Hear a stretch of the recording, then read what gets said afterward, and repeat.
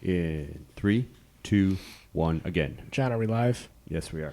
All right. Sorry, everybody. That, at least for those of you who are watching live, those of you who are going to come to us later on via the magic of audio or our spliced together video, won't have the effects of this. But this is the second time it's happened to this gentleman. The first time the power was out when we got here, and then he's on air today, and the power goes out while we are on air. We don't control the electricity in here, but we have some very unfriendly neighbors in the studio next to us that brought an electrician and have goofed up the electricity here. So John and I have to solve that so this sort of stuff doesn't happen. Unfortunately, it's happened twice to the guest we have on air. But I'm going to jump back in with him right away because I don't want to take up too much of his time, but I think this next segment is super important. We're going to break me down as a test subject for exercisedoctor.com, something that I'll let Dr. Plerday touch on at the end of this. Before we came on air, he was kind enough to talk to me about what my goals are, what my struggles currently are with my health and wellness.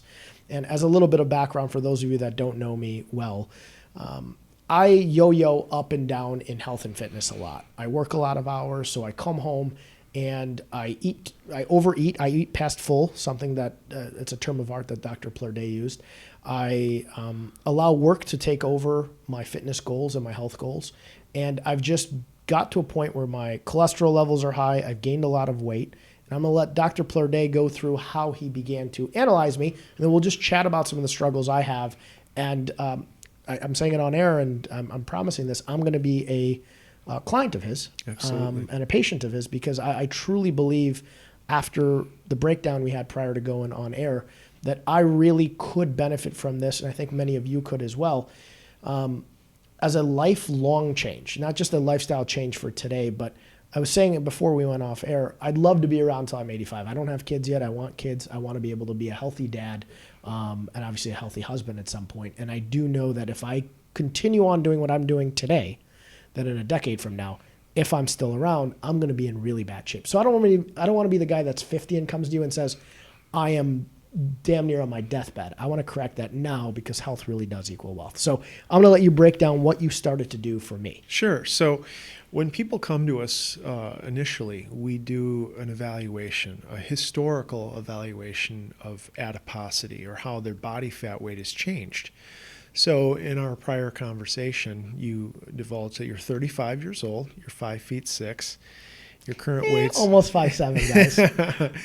You're 184 pounds. Your highest weight ever was 188. But you reached physical maturity as I think you said in 8th grade. In 8th grade, yeah. And so by the time you're a freshman in high school, you're fully grown and you're physically mature, and you are 140 pounds. Now, based upon how you described yourself, your body fat level was moderately low. Normal body fat for a physically mature male is 15%. Slightly low body fat would be 12%. Moderately low body fat would be 10%. And you get under 8 and you're at definitely low body fat.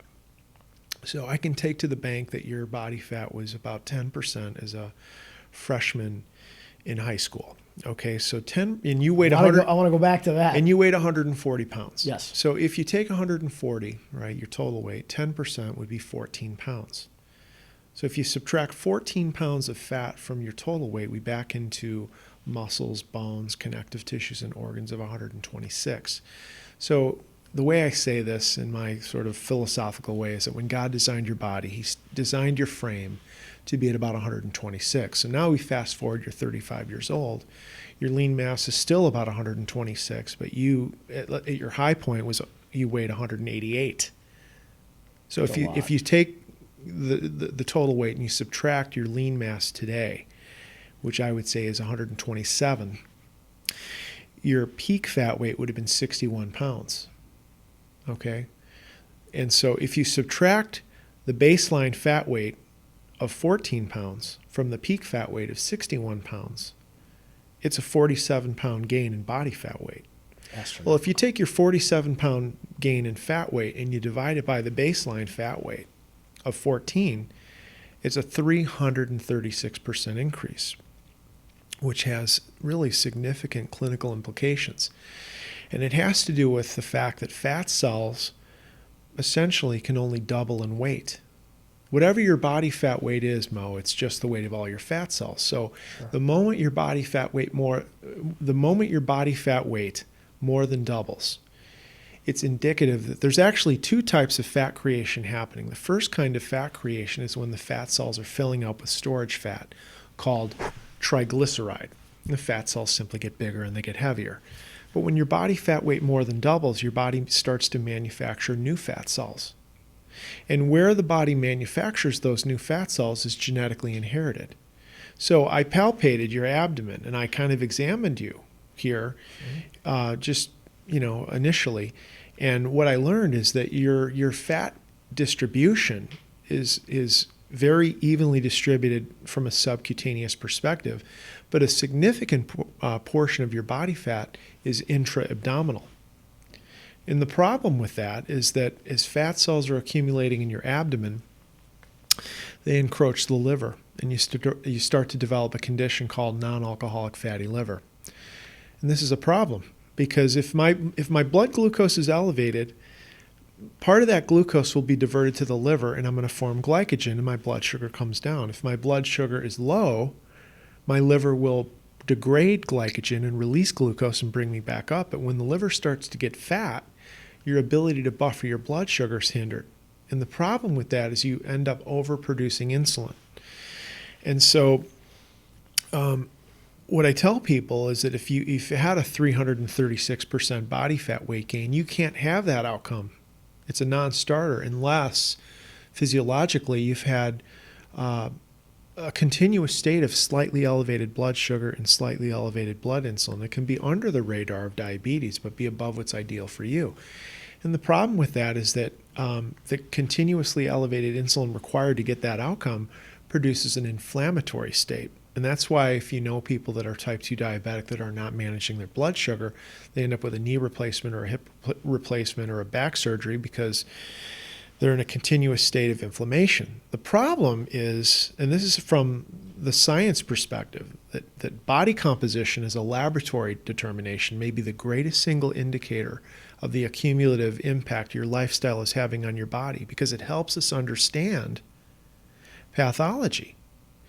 So the inflammatory conditions don't stop in the knees or the hips or the fingers or the neck. You can have peripheral vascular inflammation and cardiovascular inflammation. And that's why people with uncontrolled diabetes have vision loss. That's why they get numbness in their fingertips or their toes.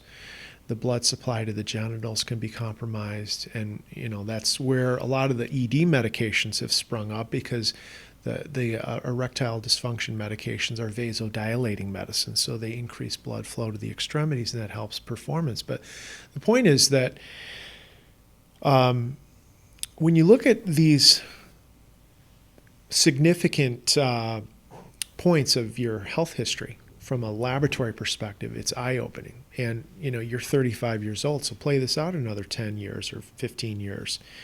And let's say you're 210 or 220, and your lean mass, from a genetic perspective is predisposed to be under 130 pounds. You're going to be a train wreck in the sense that the fat will encroach the liver, but the other thing that happens that we touched on off air was that the diaphragm gets obstructed. The diaphragm is simply a muscle. It goes from here to here, and when it moves up and down, it helps you to pull oxygen from the ambient air through the lungs into the blood. But when the diaphragm gets obstructed, inevitably oxygen saturation starts to drop over time, and then you start to notice blood pressure elevating. And the blood pressure is elevating simply to accelerate the absorption of oxygen from the air through the lungs into the blood to bring the oxygen saturation levels back up. But what I mentioned to you off air was that you're in trouble if you bend over to tie your shoes and you can't breathe. Your diaphragm can't move, and it's a roadmap to chronic snoring, obstructive sleep apnea, and you can be one night away from falling asleep, stopping breathing. You get an adrenaline activation that's not strong enough to wake you up, and you can die in your sleep of an obstructive sleep apnea event. So the pathology of really studying body fat weight changes from the baseline of physical maturation to the peak, and then mapping out a process of reducing fat cell weight and body fat weight, at significant clinical levels can really let people out of prison, if you will. It's incredibly liberating. Well, I can't tell you how much the last hour has been shocking to me in a good yet bad way, because when you talked about bending over and breathing, and having some obstruction of being able to breathe, it happened to me in a race car a couple months ago. I was doing a long endurance race. I got in the car and I tried to move my seat up. And I'm a short guy on my team, although race car drivers are supposed to be short. I tried to move my seat up and I couldn't breathe. It was like I was having a panic attack. And that had never happened to me. I've been racing cars since I was 13. And it took me a good minute to start to feel better. And it was dangerous. I mean, I went out onto a hot track and I just couldn't breathe. And it just mentally really ruined me. And then you just touched on something else that we didn't touch on off air. I just recently began snoring, and it's something I never did. Mm-hmm. And it's crazy that about 10 minutes of me and you just chatting, and we're just touching the tip of the iceberg about me. You've opened my eyes to things that I never knew were wrong in my body. I knew I'm going down the wrong path, but you hit most of my pain points without me ever telling you my pain points. I mean, you guessed the trajectory of what is starting to go wrong in my body by just understanding my base weight and some of my characteristics as a person, eating, weight gain, how I carried weight as a kid or as a just early on adult. And can I just interrupt you for 1 absolutely. second? So, one thing I want to clarify is that I'm a scientist, right? I have a PhD in the fields of human nutrition and exercise physiology. I'm not a medical doctor. But it's amazing. I think in medicine today, people are writing scripts, but they're forgetting physiology. They're forgetting chemistry. And 80% of the equation is understanding chemistry, adjusting eating behavior to normalize metabolic conditions, and the culmination of the interdisciplinarity of the Plur-Day method, unleashes people. And the snoring component, the obstructive sleep apnea component, has incredible ramifications. Because if a person starts to accumulate intracranial fat, you can't breathe through your nostrils when you lay flat, it forces you to mouth breathe. And the disadvantage is when you breathe through your nostrils, air gets humidified in the sinuses. It keeps your airways moist. But if you can't breathe through your sinuses, you mouth breathe, your airways dry out because the air is not humidified. And it really perpetuates the risk of obstructive sleep apnea. But all of this is tied to body fat and where it's distributed. And so I look forward to working with you and helping you change the course and the trajectory of your health. I mean, it's significant. Yeah, I mean, I'm blown away. I mean, you're going to leave the studio today, and I'm probably not going to stop talking about this till I come into the studio and meet with you, because outwardly, if somebody looked at me, they'd probably say, oh, well, he's not in terrible shape. I know I've gained some weight from me. But from baseline, from what you've explained to me, this weight gain of 300, and I can read it, 336% has changed my life dramatically in a bad way, and I'm only 35. I joke I've gotten really old, but I'm 35 and I'd love to be around for 50 more years, but if I continue on like this, there's not a chance. And it's interesting because this objectivity, it really can only be seen in a laboratory setting. Right. If I look at you without clothes on, I don't judge people. It's in a laboratory setting that we have these conversations, but I can ask those pinpointed questions and I can conduct an analysis without the lab because I've done it for 30 years. And the context of that is everything about the quality of your life 10 years from now. That's incredible.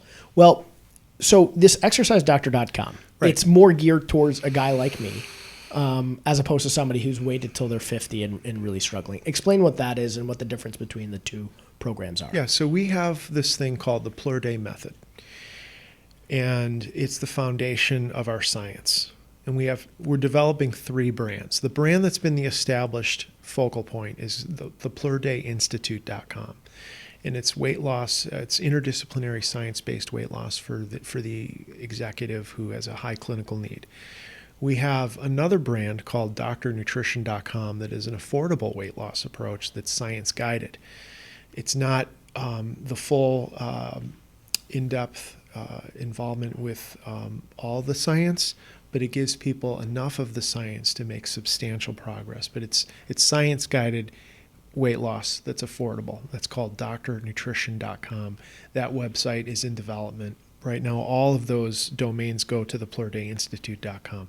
We have a third brand called exercisedoctor.com.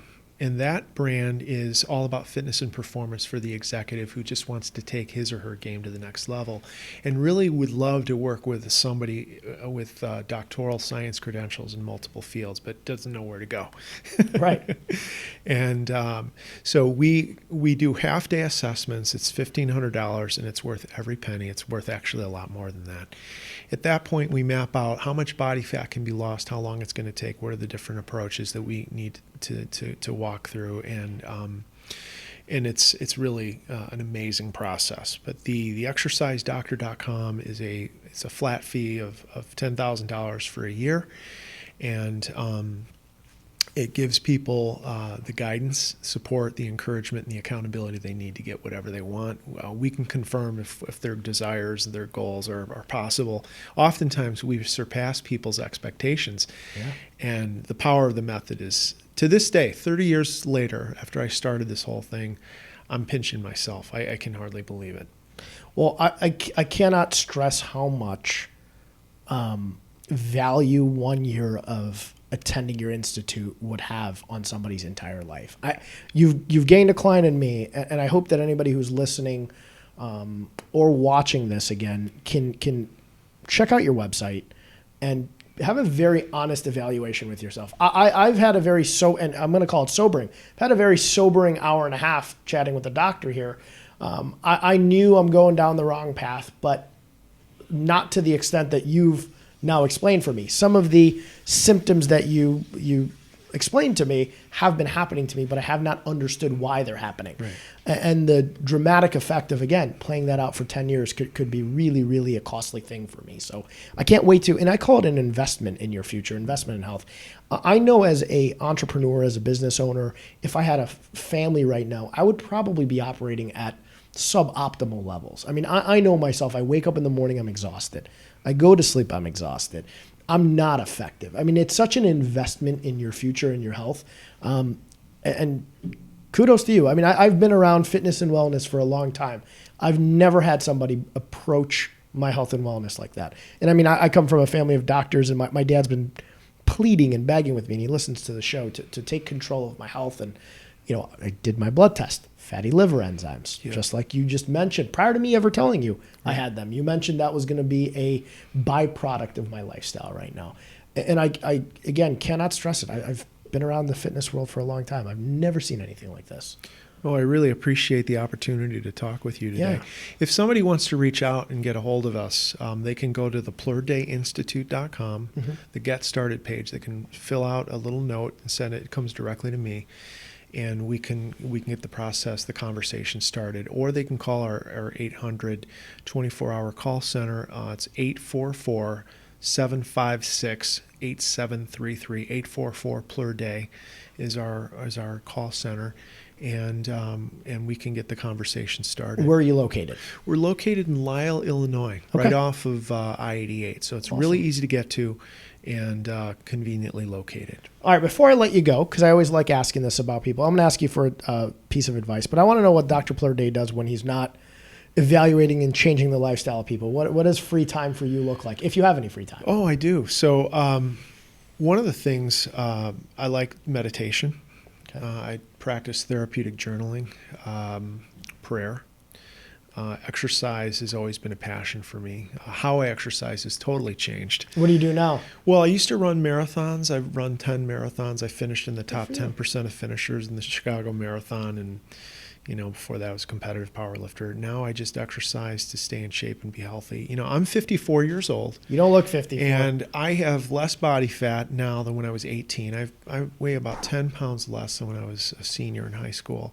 Funny story, my daughter saw a picture of me in my office of when I was playing football senior year. And she looks at it and goes, "Dad, your face looks different. What's going on with that?" I'm like, "Well, I actually have less body fat now than I did back then." She's like, "That is so cool, Dad." I'm like, you know, I've benefited so much personally from the research that I've done. And, you know, part of my own story is a sad one. My brother was my inspiration. He taught me the power of goal setting, and he died of a heart attack 6 years ago, actually. And Sorry to hear that. heartbreaking for me, and it's a euphoric thing to help people the way I do. When my brother passed away, it hit me right between the eyes. And the sobering reality is that when you understand your health history through this lens, the stakes couldn't be higher. And so, there's a time for contemplation, there's a time for action. But anyway, I sort of strayed from your question. I really practice balance, and I practice what I preach. And married, I have 4 daughters. My wife, my lovely wife Tiffany, and I were married a couple years ago. We just had a baby boy. So congratulations! Right now, these circles under my eye are real. These. Will Grayson is our son's name. He's named after my brother and my dad.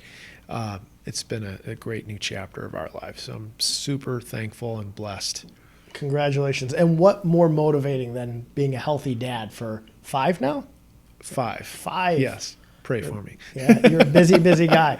And then we always ask this, and you've given a lot of tips on changing your health. And I think being a healthy person does translate to being a successful entrepreneur. I think if you don't have health, you're not going to have energy, and you're just eventually going to fail as an entrepreneur. But you're also a very successful entrepreneur. Set aside the fact that you're incredible at what you do, but your business is booming, and you guys do incredible work. Give us a tip for an entrepreneur who's thinking of getting started off being an entrepreneur. Doesn't have to be in your line of work, just a general tip. Yeah, so I learned the power of goal setting as an athlete. We had this chalkboard in our basement that was huge, and I would write down my bench press goal, and I would fixate on that, and then I would mentally play through successfully lifting, that weight. And I achieved unusual success. And my focus was athletics. When I got into college, I realized my calling for life was in a different direction. And all the lessons I learned about goal setting and the power of that transferred.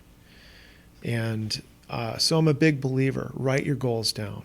Have a clear plan. Have a clear deadline. It's once said, if you can, all things are possible for him who believes. So when you set a goal you can achieve, and grow in confidence. Slowly increase your goals and be persistent. I have a funny story about me. When I was a kid, I lived through a massive snowstorm in 1979. Yep. And it was a disaster. We did not have a snowblower, and it was exhausting shoveling the driveway. And my dad and brother did most of that. Well, the following year, we got the biggest, baddest snowblower money could buy. So I took it upon me. I've always had an entrepreneurial spirit. Take that snowblower out, go door to door. I come to this one person's house and I say, "Sir, I'd like to snowblow your driveway. Only charge $5. He goes, "Oh, that's okay. I'll do it myself." I said, "Okay, that's no problem. I'll do it for $4. He goes, "No, it's okay. I'll do it myself." I said, "Okay, $3. He goes, No, I'll do it myself." I said, $2, man! You can't say no to $2. He goes, "Son, you are the most persistent young man I've ever met. I'm paying you the full $5. That's awesome. That lesson of the power of persistence has always stuck with me. That's awesome. And you can't go wrong with that. Well, I'm excited, and I appreciate the advice. I'm excited to learn from you when it comes to health and wellness. I think we think a lot alike. My favorite quote is, "A goal without a plan is just a wish." That's right. It's what I constantly beat in people's heads when I'm coaching them on the business side of things.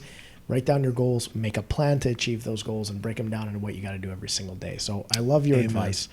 And I can't wait to have you back on. I apologize for the power going out. We're going to fix that on the YouTube clip, so it's going to be one long episode.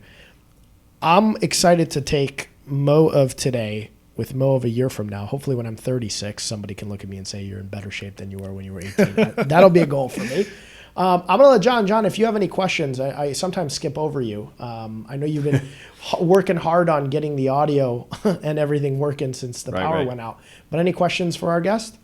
Well, I tell you, Thank you. And My pleasure. Doctor, Thank you for having I've been me. just enamored back here listening to what you've been saying. So for a person who is watching today, and I understand I'm asking for an elevator pitch in a very complex scientific question, but somebody that's at home today, two things. If you make a goal and you don't achieve it because you didn't apply yourself, what would you say to that person if they don't get upset with themselves? They just allow themselves to not succeed, but not really hold themselves accountable. How do you train or teach people to hold themselves or accountable? motivate those people, I guess. Yeah. That's an interesting question. Let me say it this way. So I have a really interesting caseload. I have legitimate billionaires in my caseload. I work with people that are poor. I do pro bono work and everything in between.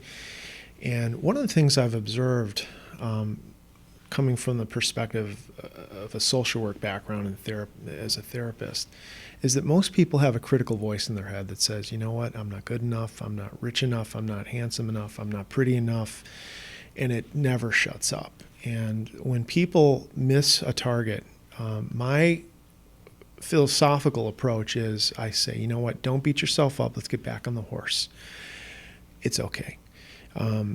That unconditional support in 99 cases out of 100 is the way to go.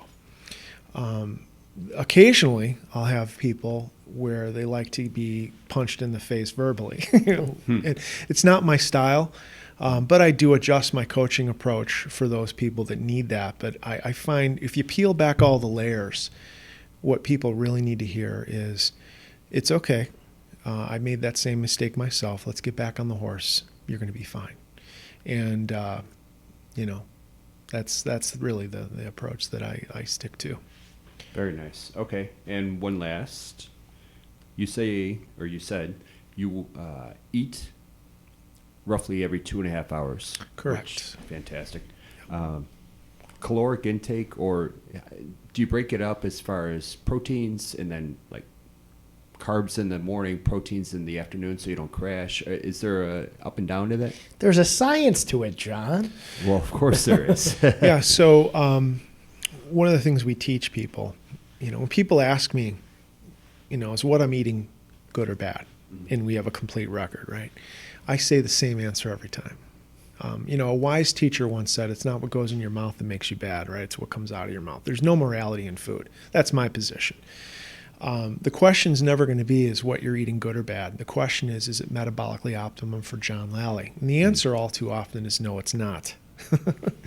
But half of what it means to be following the Plur Day method is not just dealing with the chemistry of your selections in foods and fluids, but half of what it means is related to your behavior.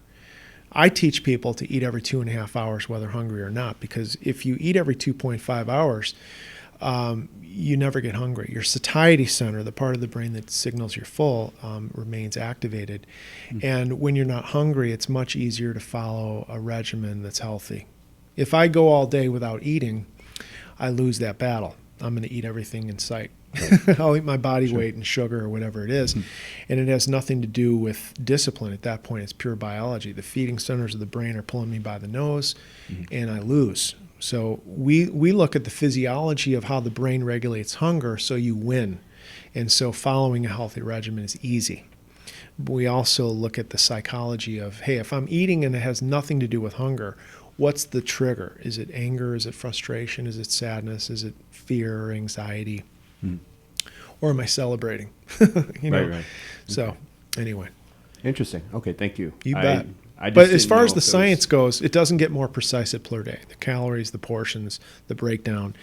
We have two teams. We have a chef in-house, great guy, trained in culinary arts in New York in French culinary, and he's completing his science credentials at Purdue University in nutrition.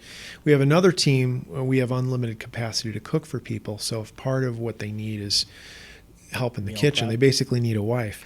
Yeah. We can provide the wife. I bet the cook is cheaper than a wife. I'll tell you, no, it's a really great layer of service. Yeah, absolutely. Because I have a PhD in nutrition. I am not a culinary person. Yeah.